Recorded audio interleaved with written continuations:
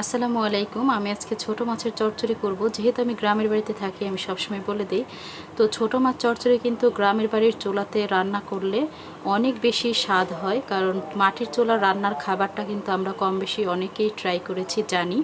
তো এখানে কিন্তু আমি ছোট মাছ চচ্চড়ি করব। এটা হচ্ছে আলু আর বেগুন দিয়ে, তারপরে হচ্ছে হলুদ গুঁড়া, ধনে গুঁড়া, মরিচ গুঁড়া, পেঁয়াজ কিন্তু আমি আগেই তেলে দিয়ে দিয়েছিলাম, এবং তার সাথে হচ্ছে মরিচ গুঁড়াটাও দিয়ে দিব, এবং সামান্য পরিমাণ লবণ দিয়ে আমি ফার্স্টে কিন্তু চচ্চড়িটা মানে আলু আর বেগুনটা কিন্তু সুন্দর করে কষিয়ে ঢাকনা দিয়ে ঢেকে দেব।